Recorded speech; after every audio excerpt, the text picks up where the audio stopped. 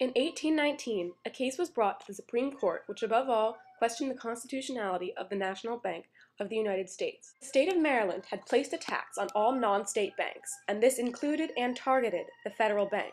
A private banker named McCulloch refused to pay this tax, which resulted in Maryland suing him. In court, Supreme Justice John Marshall declared that the National Bank was constitutional, and that the power to tax is the power to destroy. What would have happened if Marshall hadn't ruled the bank constitutional? If the bank had been ruled unconstitutional, westward expansion would have been much greater. In the Panic of 1819, an economic depression of sorts, expansionists had gone broke because their loans had such short expiration dates, and they couldn't afford to pay them back so quickly. The National Bank was regulating the loan system for expansionism. Without the bank, people would not be discouraged by short loans, and they'd be much more eager to expand. The bank put a damper on expansionism in the United States. The Panic of 1819 could have been prevented. However, though the bank was the downfall and the cause of the panic, it is also what picked people up after.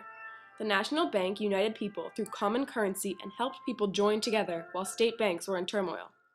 The state banks didn't have enough power or money to help the economy of a country recover from a panic like this, but the National Bank did. If the National Bank had not been around, recovery from the panic would have been much more difficult. And if the Panic of 1819 had never recovered, the Panic of 1837 may never have even happened.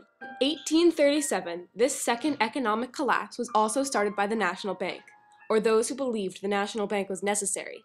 If arguments about the constitutionality had been settled by Marshall in 1819 as unconstitutional, the Panic of 1837 would not have happened because there would not be an issue to debate.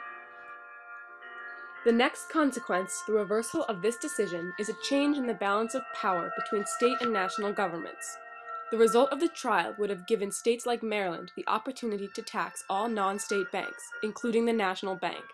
This would be the first state victory in the debate of who should have more power, state or federal government. This could eventually make the nation less united because it leads to more Jeffersonian ideas and less nationalism. This would have fostered sectionalism at the expense of nationalism, therefore weakening the country because it was so separate. As more separate states, the Union would have been more vulnerable. Without something they had in common, what motive would they have to work together against a common enemy? None. Sectionalism would be the downfall of the USA. The state banks would be very popular as the only ones that were really considered constitutional. As one can see from the first two panics, the trust in the unstable state banks can lead to vulnerability and economic falls. Finally, we wouldn't have a national bank at all today. No common currency, state banks reigning supreme, and an economy and united front that would be very different and centered around each state as one, instead of our country as a whole.